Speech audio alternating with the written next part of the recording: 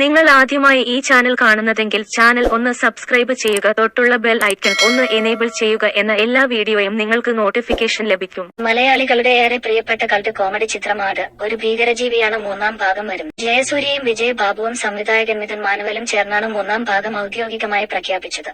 പാപ്പനും പിള്ളേരും വരുവാ കേട്ടോ, ഇനി അങ്ങോട്ട് ആടുകാലം പ്രഖ്യാപന പോസ്റ്റർ പങ്കുവച്ച് ജയസൂര്യ കുറിച്ചു. പാപ്പനൊപ്പം ഡ്യൂഡും അറക്കൽ അബുവും സാത്താൻ സേവ്യറും ഷർബത്ത് ഷമീറും ക്യാപ്റ്റൻ ക്ലീറ്റസും ശശി ആശാനുമൊക്കെ മൂന്നാം വരവിലുണ്ടാകും. കഴിഞ്ഞ 2 ഭാഗങ്ങളിൽ നിന്നും മാറി വമ്പൻ മുതൽ മുടക്കിലാണ് മൂന്നാം ഭാഗം എത്തുന്നത്. ഏകദേശം 40 കോടി മുതൽ മുടക്കിലൊരുങ്ങുന്ന ഫ്രൈഡേ ഫിലിംസിന്റെ ഏറ്റവും വലിയ നിർമ്മാണ സംരംഭമാകും ആട് 3. 2015-ലാണ് ആട് ഒരു ഭീകരജീവിയാണ് തിയേറ്ററുകളിലെത്തുന്നത്. മലയാളത്തിൽ ഇതുവരെ കാണാത്ത നർമ്മരംഗങ്ങളും അവതരണ ശൈലിയുമായി എത്തിയ സിനിമ തിയേറ്ററുകളിൽ ശ്രദ്ധിക്കപ്പെട്ടില്ല. തിയേറ്ററുകളിൽ പരാജയപ്പെട്ടെങ്കിലും ടോറന്റിലും ടെലിവിഷനിലും പ്രേക്ഷകപ്രീതി നേടി. തുടർന്ന് ഈ ജനപ്രീതിയുടെ പിന്തുണയിലാണ് സിനിമയുടെ 2ാം ഭാഗം നിർമ്മാതാവായ വിജയ് ബാബുവും മിഥുനും ഒരുക്കാൻ തീരുമാനിച്ചതും. അങ്ങനെ 2017-ൽ ആട് 2 എത്തി.